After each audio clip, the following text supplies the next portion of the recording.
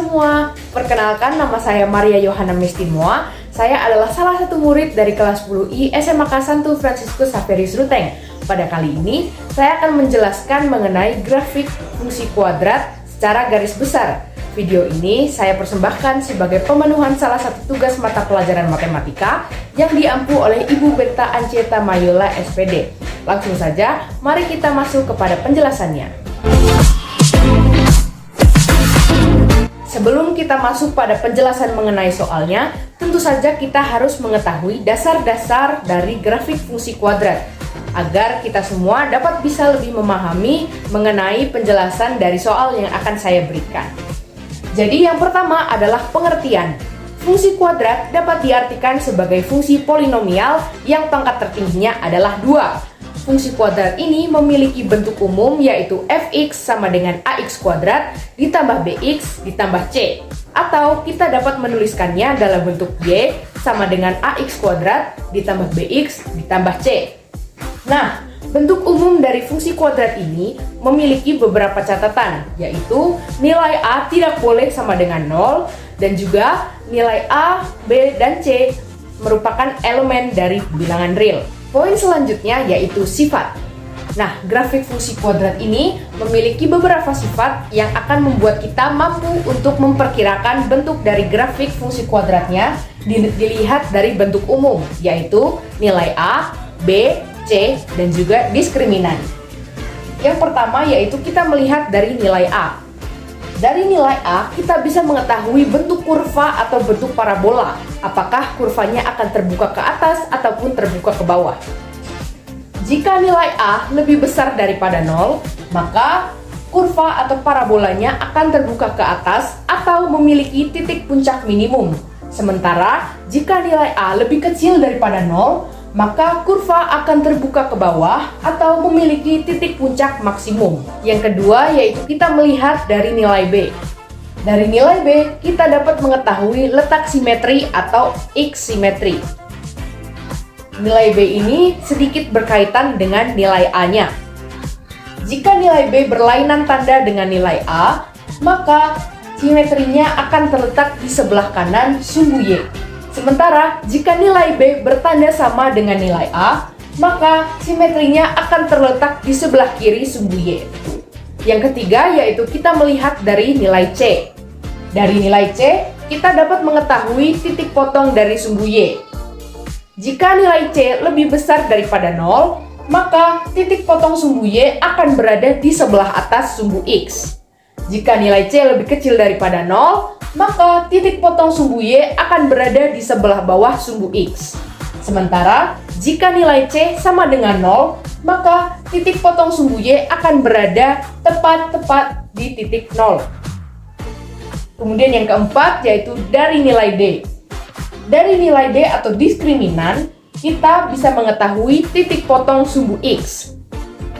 Jika nilai diskriminan lebih besar daripada 0, maka akan terdapat dua titik potong sumbu X.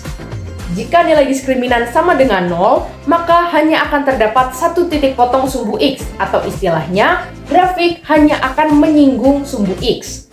Kemudian, jika nilai diskriminan lebih kecil daripada 0, maka tidak akan ada titik potong sumbu X, atau dengan kata lain, grafik hanya akan melayang di atas sumbu X. Setelah saya menjelaskan mengenai sifat-sifat dari fungsi kuadrat, maka kita sudah bisa masuk kepada penjelasan dari soalnya. Jadi, soal yang diberikan yaitu lukislah grafik fungsi kuadrat untuk nilai A lebih besar daripada 0 dan juga nilai diskriminan lebih besar daripada 0. Berdasarkan penjelasan saya sebelumnya, maka berdasarkan soal, kita sudah mendapat beberapa kesimpulan untuk membuat grafik perkiraan dari fungsi kuadrat sesuai dengan soalnya. Yang pertama, kita lihat dari nilai A. Di sini dikatakan bahwa nilai A lebih besar daripada 0. Sesuai dengan penjelasan saya sebelumnya, jika nilai A lebih besar daripada 0, maka kurva akan terbuka ke atas atau kurva memiliki titik puncak minimum. Kemudian di sini juga dikatakan nilai diskriminan lebih besar dari 0. Maka kita dapat mengambil kesimpulan yaitu Jika nilai diskriminan lebih besar daripada 0, maka akan terdapat 2 titik potong sumbu X. Nah, pertama kita ambil dari nilai diskriminan lebih besar daripada 0, yaitu akan terdapat 2 titik potong sumbu X. Kita akan membuat grafik perkiraan, yaitu misalnya titik potong sumbu X akan berada di sini dan juga di sini. Kemudian dikatakan juga bahwa nilai A lebih besar daripada 0. Kesimpulan yang sudah kita buat tadi yaitu kurvanya akan terbuka ke atas atau memiliki titik puncak minimum. Nah, jika kurvanya nanti akan terbuka ke atas, maka kira-kira titik puncaknya akan berada di sini. Setelahnya kita dapat membuat titik koordinat bantuan untuk menyempurnakan grafik perkiraan dari fungsi kuadrat ini. Misalnya di sini dan juga di sini. Nah, setelahnya kita dapat menandai titik-titik koordinat dari grafik perkiraan yang sudah kita buat.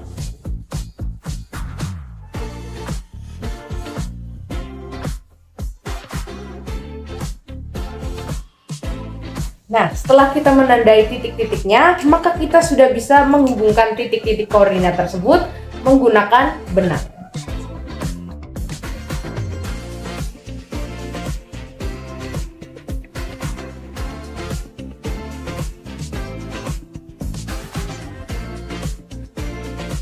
Nah, kira-kira seperti inilah bentuk dari grafik fungsi kuadrat untuk nilai A lebih besar daripada 0 dan nilai diskriminan lebih besar daripada 0.